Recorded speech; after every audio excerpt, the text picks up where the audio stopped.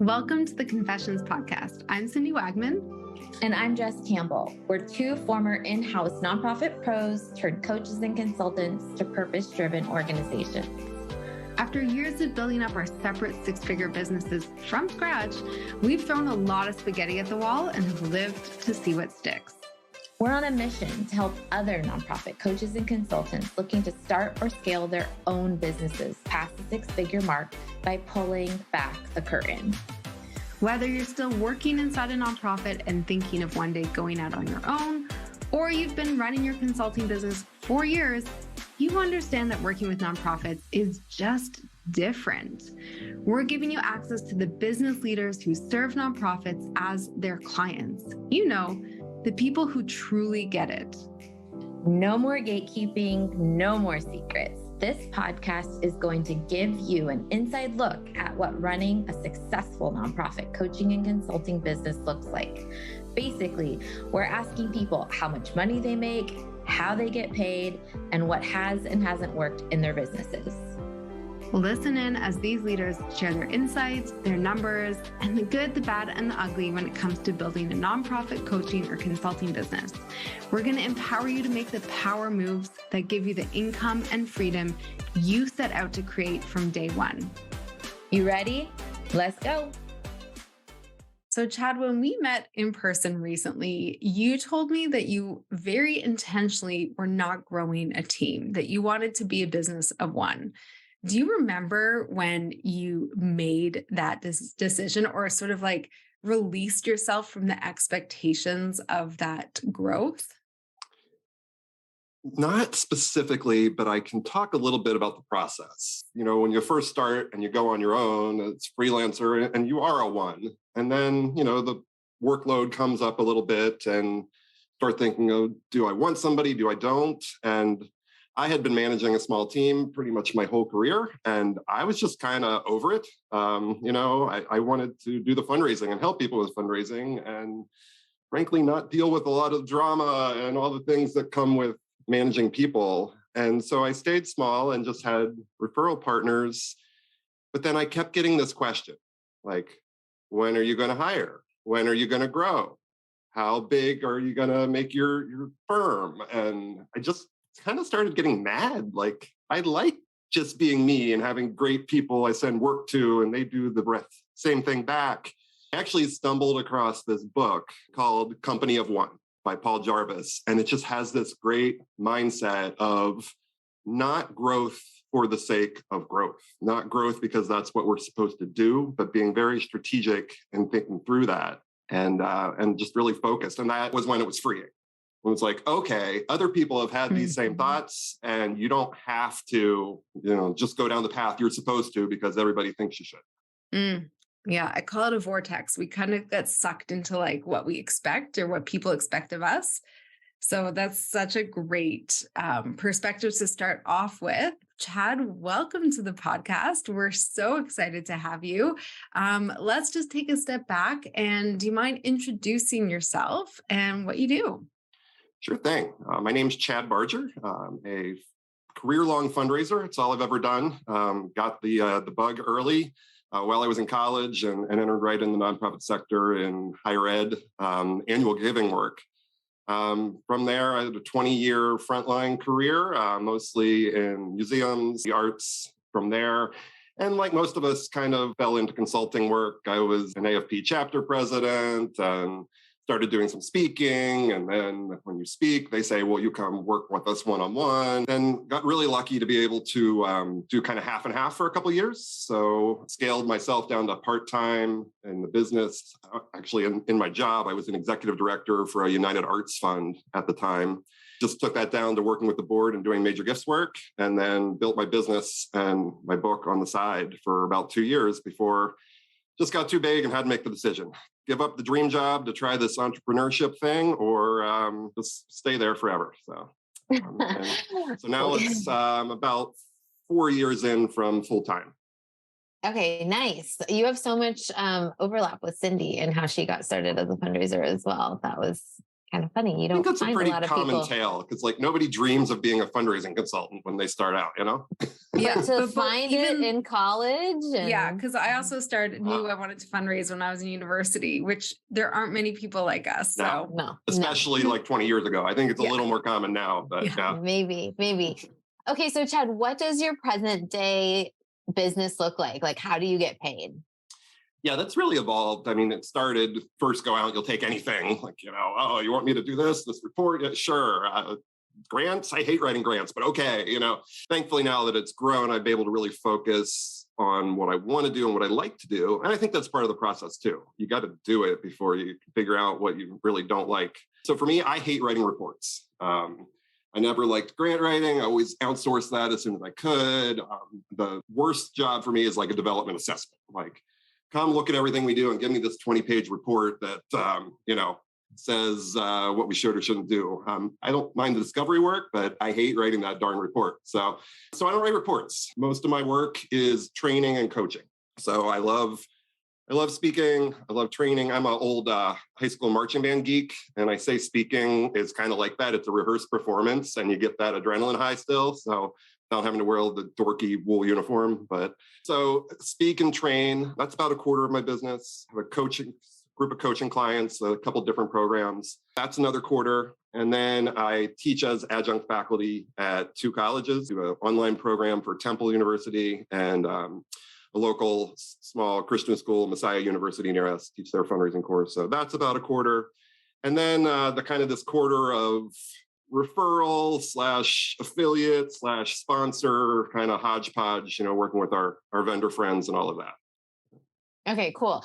So as you were talking, I was thinking through the intentionality around wanting to just be a solo practitioner and not having a team to help support you or, you know, do some of the work under you or all these things. And it made me think about like client attraction, marketing, sales. Like, do you enjoy that side of your business? Does that come really naturally to you? I feel like a lot of consultants, that's one of the first things they try and outsource or gain support on.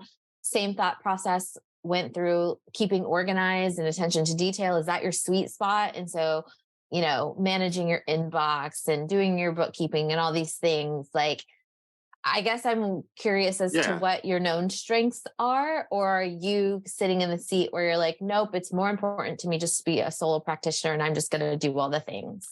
No, I definitely have the skill set that I think makes that more doable. I'm a big personal productivity nerd. I have like really not dialed in systems. I read like Getting Things Done when I was 17. You know, I'm just kind of always been wired this way. And I actually do a fair amount of productivity training too.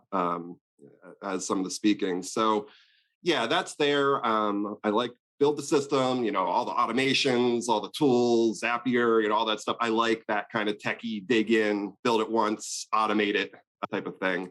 And then, you know, certain things I will send out. I have a like 10-hour a week virtual assistant, just kind of be doing, you know, like putting things in spreadsheets, something that I can't automate that I shouldn't be using my time. But I don't really call it a team member, you know, it kind of can change from time to time. It's just, you know, another person that helps me out and outsource some work too. Awesome. We are very similar in terms of like skill sets and yeah, very similar. So talk to me a little bit about like, how much are you working? Before we started recording, you mentioned that you take 2 sort of sabbaticals during the year. So let's talk, we can call it work-life balance or whatever we're going to call it, but like harmony. What do you call it? Work-life harmony. Harmony. I love that. Because it's never in balance. Yeah. No, but it just needs to be able to go back and forth. Yeah. And it's intention, right? Mm-hmm. What are your intentions with your time? So talk to us a little bit about how your decision to keep your business without growing a team and to keep it, you know, I don't want to say small because I don't think it necessarily means small, but just like small team. What does that do for the rest of your life and all the other things that are important to you? Well, I think it kind of, that mindset also bleeds into creating this, you know, I don't have to do everything. I don't have to do all the things. If I focus and do them really well, then, you know, I don't have to work 80 hours a week. Now, granted, the first couple of years when you're just launching and you're working a lot to make it happen. But now that I've settled in, I work a pretty standard week. I'm an early bird, so I'm usually like 6:00, kind of getting it going. But by like 2:30, the brain is dead. So like, I don't like to present like that last slot at a conference. Like, oh, that's just horrible. I'd much rather have the after lunch coma slot than that one. So yeah, that's kind of like my Monday through Thursday. And then Friday, it's really kind of get up, wrap up the week, go through my review process. And then I like to get to the woods. And I'm a big hiker. And that is when all the magic happens. When I get out there with no inputs and just think that's when all the ideas come. Like I call it synthesizing time. Like just your brain has no inputs coming and actually has a chance to piece things together. So all of my business ideas been out there. I won't even look at my phone because I don't want to distract. I keep a little notebook in my pocket to scribble down, whatever that magic that happens that week. It doesn't always happen, but that's kind of an ideal week for me. And then the sabbatical piece, I find that after pushing hard for about 6 months, I just need to turn the brain off a little bit, reset, should take some time, for some personal growth and reading and those kind of things. And, while family vacations are great, they don't really do that, because there's stress involved there too. I mean, I have 2 teenage boys and, it's just a lot. So I need time for me. So usually I'll kind of find there's 2 times a year where coaching clients don't necessarily want to talk to me. And it's end of fiscal year, which for many is June 30th, and then end of calendar year. So about June 15th, things start to get naturally quiet. So I'll kind of go into sabbatical mode there. I'm still keeping up with email, urgent things. I'm not putting on the out of office, but, I go from working a full day to maybe a 2-hour day or something like that. And then I usually lump in the family vacation on the end of that into mid-July. And then same thing, end of the year. Around December 15th, everybody's year-end plans are in place. They don't want to talk to me. They want to do holiday stuff. And then the year just starts off slow too, until everybody gets back in. So kind of December 15th to January 15th is kind of the same way. Not totally turned off, but definitely not, the all-in time. Yeah. Okay. So, I mean, that's an amazing, first of all, as you guys are listening to this, I'm just laughing because I feel like Chad and Cindy are 2 twin flames with like how they operate and their systems and their early bird and productivity. You guys probably like dream of spreadsheets. So taking calculated risks while Jess is over here just winging it. Just kidding. But what I'm thinking about is like, okay, how incredible that you have this intentionality around these sabbaticals and these long breaks. You go hard for 6 months, you take a break. But I'm also thinking of how then are you maintaining consistent client work? And one of the things that you said during the beginning is that about 1/4 of your business comes from partners, I think, or I'm not sure if that's referrals. So like, talk to us about how you network and maintain relationships with your fellow referral partners. Yeah, that's very intentional too. I do some time blocking on the calendar. So there's sponsor time blocks of, if I have something to do, great. If not, I'm just gonna, who haven't I talked to in a while, and kind of keep that relationship going. And from there, as far as like the coaching and maintaining that, so I have monthly calls with folks, so I can kind of just slightly shift things. Usually going into a sabbatical, I'll do their call a little early, which they never complain about. I get 3 weeks instead of 4, and I can just shift people that way. The hardest part about it is like coming out of sabbatical, it's like instantly go, because like everybody's due for a call, and I have the energy for it, but those first weeks are always a little challenging. So. But yeah, if I showed you my schedule, most people freak out because it's literally all blocked. There's colors and it's just making sure things get done. That whole piece of, being a company of one, difficult balance between working on the business and working in the business. It's very easy to spend all of my time in the business. And then, no development happens, no networking happens, no new relationships. So just being very, very cognizant of that. That's awesome. Usually I'll do like mornings in and afternoons on, but it doesn't always work that way. Cool. So one of the things I hear a lot from consultants where they are just a solo, it's just them, a single shingle, what do they call it? Anyways, is that concern around like earning capacity and just like, paying for like swapping time for dollars, right? And you mentioned when you started consulting more as a freelancer, it was very much like, I'm just going to take any work. So tell us a little bit about that journey from being like, actually, you know, and actually I'm super curious, like, how do you think about your earning potential? How do you think about um, what you charge? Do you charge a premium because you only take on a certain amount of work? Or how do you think about that? How do you think about Yeah. what your Uh, pricing and your goals around finances? yeah, that's always been a challenge. I think that's a challenge for any consultant, especially starting out. I'll kind of take that two ways. First, kind of the big picture, just kind of my thought on it. I've always said the kind of work I do when I served as a frontline fundraiser, I don't do this to get rich. I do this to make a living and to serve. Doing something for the community, to make the world a better place every day, rather than building widgets or putting money in somebody's pockets for widgets. Whatever. So I kind of took that same mentality into the consulting work that I don't need to build this huge firm that makes me millions of dollars. I still am doing this to serve. And other than my first 3 years where I was part of a 40-person team in higher ed, I was always a solo shop. One, maybe some halftime admin. So that's who I really like to serve. So I like the small to mid-sized guys. So, charging a premium is not really going to work there. It's more, how do we make it so they're getting a lot of service and education, but not a ton of my time. So my coaching clients, they have a half-hour call every month and unlimited emails, but they never email because they're too busy doing everything. So they really don't take a ton of my time. So I can carry a book of like 20 coaching clients, not much, and kind of work those around. I had some great advice when I was first starting out from Tom Ahern, who said, figure out how many hours you want to work in a week. Make sure that's, I think, 20 or less of client service.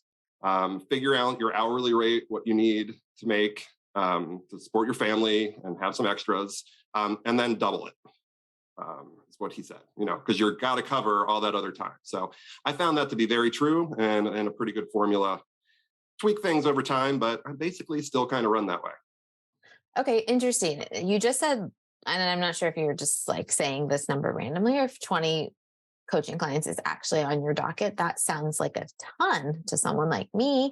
And I'm kind of curious, like what your visibility outreach strategy is as a solo entrepreneur. Cause that just is a lot of volume. And so I'm curious, like what your method or strategy is around getting 20 clients on your docket. Yeah, my only real marketing is speaking and webinars. So I have a free monthly webinar series, and I struggle with the phrase benefit of COVID, but I'm going to use it here. That was my one help, was that I was already doing webinars before.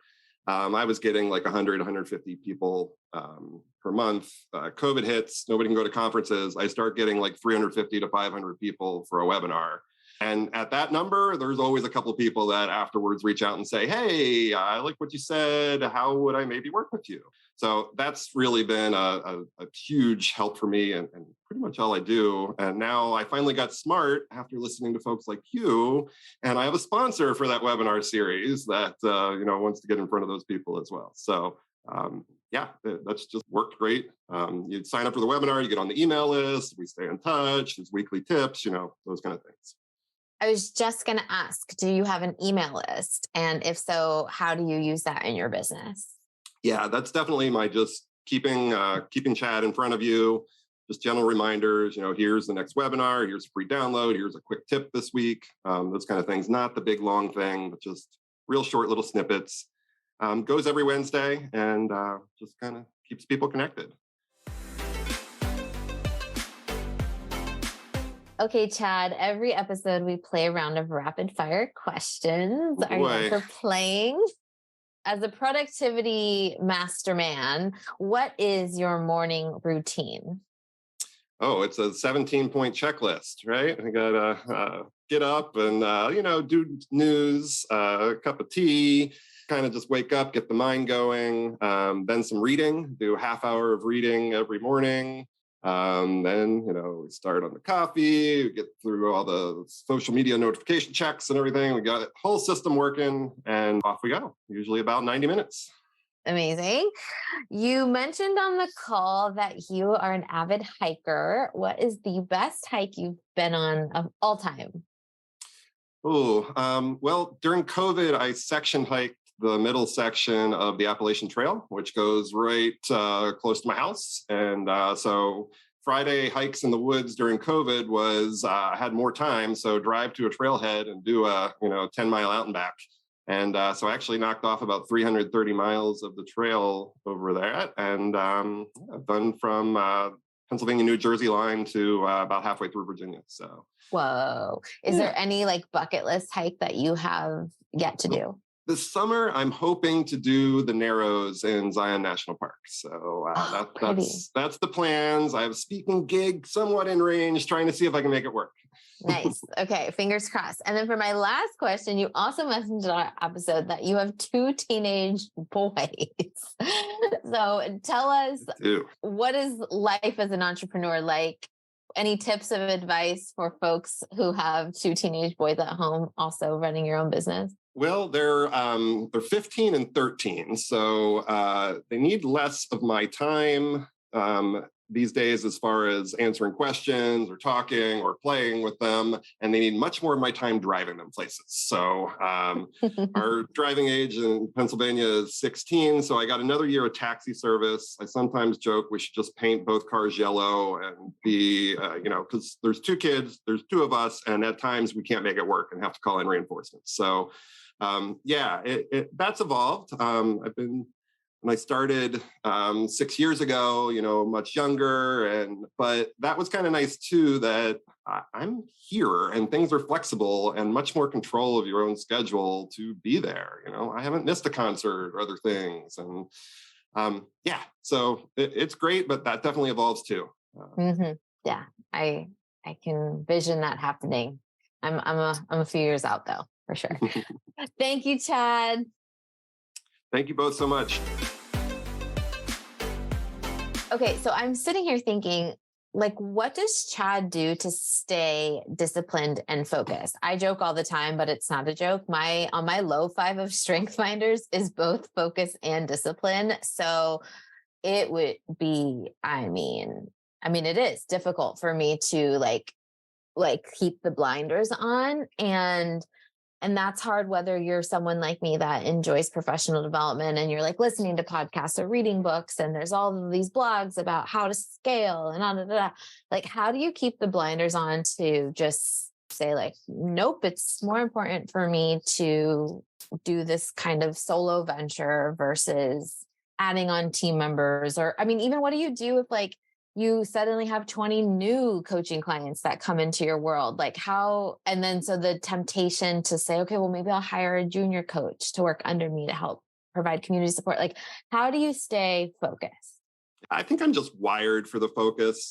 I'm on the disc, I'm a rare DC, just type A, but love all the, attention to detail organization stuff too. So that kind of works. I have lots of little rules, I'm only going to listen to podcasts if I'm in the car or working out.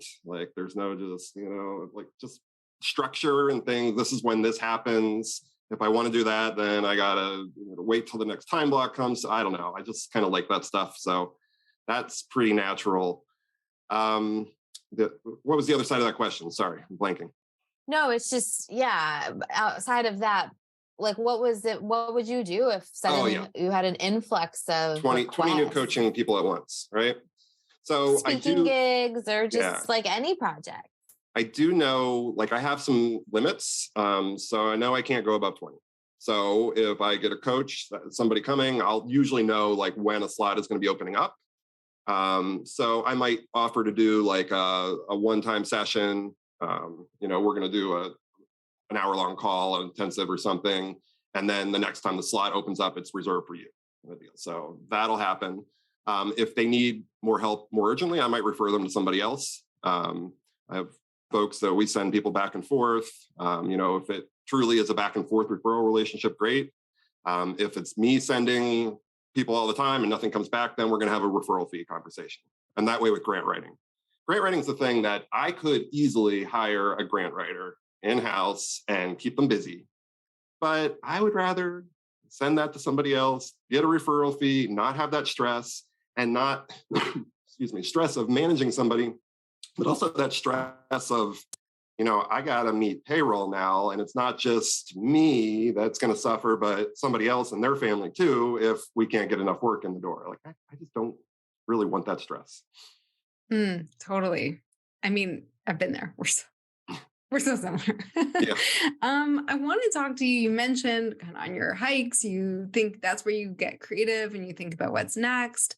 So understanding that you've come to the sweet spot, it sounds like, of like knowing what your capacity is, knowing what you can charge to maintain what you want in life and through your business and how you serve the community. What are you thinking about when you think about what's next, or, the more business creative development stuff? Like, is there anything that's on your list of you still want to achieve, or you still want to try or experiment with? Like, what goes through your mind on those hikes? Yeah, a little bit. I really keep it more loose, and it's really just kind of, what am I interested in now? Like, what am I reading? What's going on? And how do I incorporate that in is usually more the path of, I have some kind of input. I heard something on this podcast. That sounds interesting. How would that work? Clicks on the hike and I make some small tweak to the business. So it's just over time it evolves, but it's really not this master plan of like where it's going to be in 5-10 years. It's just kind of this, like the entrepreneurial path, like all these ideas, which one's going to actually do, which ones will actually work. But that's kind of energizing to me as well, just that kind of constantly evolving process. Awesome. Okay. I have a couple questions, but I'm going to start with a confessions question because I feel like it's a good time for that. So we always love to ask, share a confession. What's one thing that you're not always rushing to admit about running your business, or, something that you might not do as well as you would want? It's a stumper. It is a stumper. I was just going to say, stump you, Chad. Yeah. I mean, there's lots of little things like, not putting in enough webinar prep time and just doing what I did the time before when I always wanted to be a little better each time. But, it's something, I don't know. I will say, yeah, I think sometimes it's just going back to the same old easy source of information. Like I've used this template 20 times and I know there probably could be something better for this client, but it'll work. And, I don't have the time. So they're still thrilled. It does what they need, but it's just not like Chad quality. It's not what I want it to be. And I know it could be better, but client's happy. I can move on. I guess everybody wins, but it just kind of always feels like it's like the super, like super perfectionist. Thankfully I've outgrown perfectionism, but in high school I was one, and it was like, oh, that paper could have been just so much better. I still got an A, but I knew I could, just kind of a little bit of guilt thing in there. I don't know. But yeah. Hopefully that wasn't too much of a cop out on that question. No. I think that's important for people to hear, because sometimes we see things over and over again and we're like super sick of it, but our clients don't know. They're seeing it for the first time. So I like that one.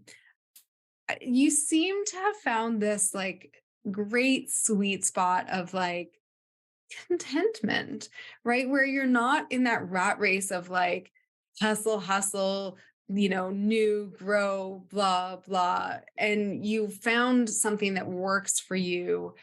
What you've sort of mentioned this at the beginning, but I want to spend another couple minutes talking about it. Like, what advice do you have to other consultants to tune out all that noise of like, should, because everyone has that like pounding in the back of the head. You should do this. You should do that. You need to do this. Like, it is overwhelming. And you seem to have quieted that very successfully. Tell us how. I won't say it was easy. I think I just kind of shifted mindset of, I kept hearing that, like, when you want to grow, I just got annoyed by that question. And then I was like, it almost felt like high school, like it's peer pressure of, why are you doing that? Why aren't you doing this? This is the way everybody does it. Don't you want to be one of the cool kids? And I'm like, no, I want to build a business that I like and actually want to work in. I mean, there are easier ways to make money than being out on your own. If I just want a job and the same thing everybody does, I'll, go get a VP of advancement job somewhere and just ride that for another 30 years. And, but no, so I want this and I want it to be my way. Fits me. And I also like that it's kind of unique. Like, we can have this conversation because it's not structured like everybody else's firm. And, it's kind of good, as my friend Barry Ann would say, it's cheese tray talk, right? What you're standing across the cheese tray at the networking reception and somebody says, oh, what's your business? And, it's something different and quirky and weird and fascinating. And that's what gets people's attention these days because everything else is so, all the same. Totally. Well, you are an inspiration for all of us wandering folk or, people that, we still can find ourselves on the hamster wheel. So I really am impressed with your discipline and focus for sure. Thanks. And it's not always this way. I mean, there are times when I'm in like a 2-month funk and just can't figure it out. And I got to make a change and I don't know what it is. And why do I feel this way? But, just kind of coming back and I got to get out to the woods and figure it out. Totally. Which goes back to the beginning of our conversation, which is why like you prioritizing rest and alone time and just things that fill your cup are so critical to your business. Like for anyone listening that like, oh, I don't have time for that. Like that actually is a benefit to your business. So take it, structure your business so you can take it. For sure. Love it. Okay, Chad, for everyone listening that wants to ask you follow-up questions about being a solo entrepreneur or is just curious about, your webinar strategy or how you get 20 clients or all the things, where can people find you and reach out? Sure thing. My firm is Productive Fundraising. So you can go to productivefundraising.com, there's contact, and I go by Fundraiser Chad on all of the social media. So if that's your preference, either place you'll find me and happy to connect and answer questions for sure. Amazing. Thanks for being here. Sure thing. Thank you both. Thank you again for listening to the Confessions podcast for nonprofit coaches and consultants. If you enjoyed today's episode, which I sure hope you did, you can show your support in one of 3 ways. Number 1, post a screenshot of this episode to your Instagram stories or LinkedIn profile and tag Cindy and I so we can repost you. Number 2, share this podcast with a fellow nonprofit coach or consultant. And number 3, leave a positive review on Apple Podcasts so we can continue to grow and reach new listeners. And of course, make sure you subscribe so you can get the latest and greatest interviews as they drop every Thursday. And to our fellow nonprofit coaching and consulting friends, remember, we're an open book and here to answer your burning biz questions. See you next time.